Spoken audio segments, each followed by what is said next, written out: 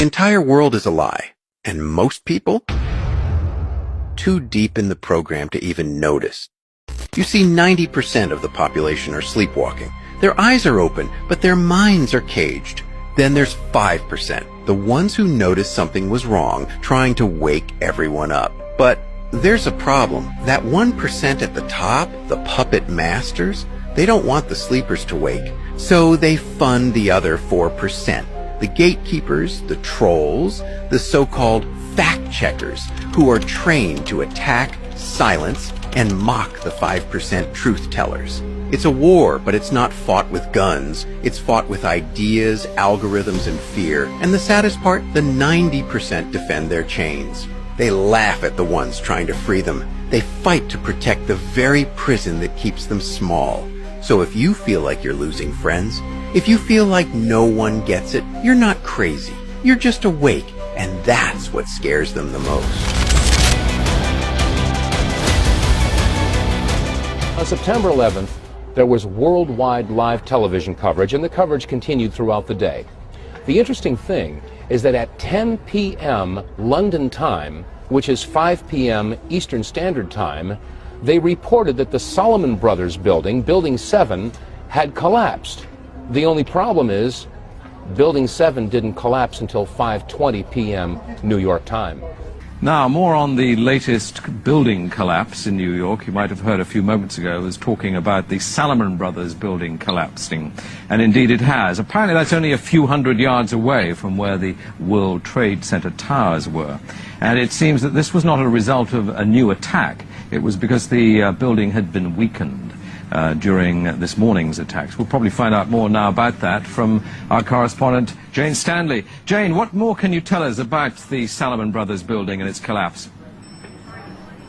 Well, only really what you already know. Details are very, very sketchy. There's almost a sense downtown in New York behind me, down by the World Trade Centers, of just an area completely closed off as the rescue workers try to do their job. As you can see behind me, the Trade Center... Building 7 is clearly visible right behind the reporter. It wasn't until 5:20 Eastern Time that it came down. One day, the Federal Reserve will cease to exist, and federal income tax will be unconstitutional once again. Not because of conspiracy, but because these systems were never built on the consent of the governed. And what is built without the people eventually falls by them. In 1913, while Americans were distracted by the holidays, two quiet decisions rewrote the American Republic. The 16th Amendment gave Washington the power to tax your income, and the Federal Reserve Act gave a private banking cartel control over your money. Neither have the consent of the people, and both redefine the relationship between citizen and state. Before 1913, a federal income tax was unconstitutional by design. The founders understood that when government can tax your labor directly, it can control your life. That protection, written into the Constitution, was torn away. And the Federal Reserve, born in secret, at Jekyll Island, drafted by bankers, passed in the dark, a private institution cloaked in public power, beyond elections, beyond accountability. Economist Milton Friedman said it best, "No institution in the U.S. has such a high public standing and such poor record of performance." Let's review that record. The Fed doubled prices during World War I, helped spark the recession of 1929, then turned it into the Great Depression. It fueled the inflation of the 1970s, and in recent decades, it printed trillions to inflate Wall Street while draining Main Street. You didn't vote for this. You never gave your consent. This isn't what the founders envisioned. And it is not what the future demands. Well, I have long been in favor of abolishing it.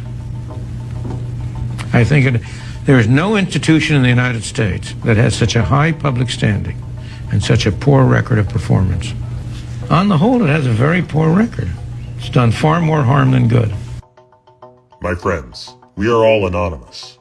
And with the 250th anniversary of our republic upon us, it is time we, the people, restore what was promised in 1776.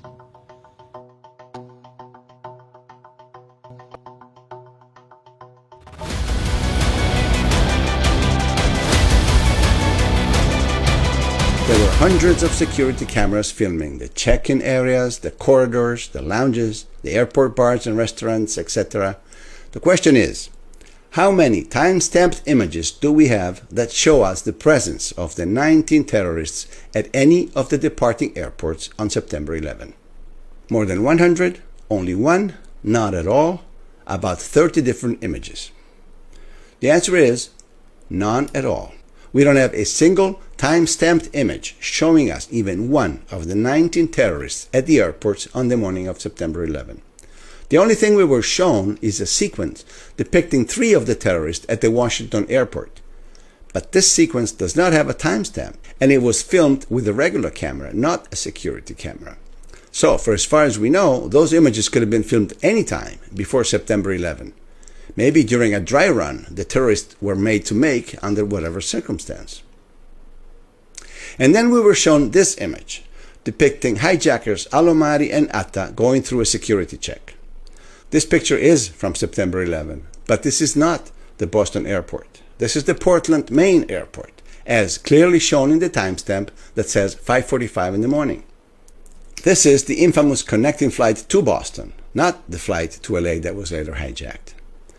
Bottom line, of the 19 terrorists at the departing airports on September 11, we do not have a single image that has been made public. Not one. Is there anybody out there who really wants to believe this?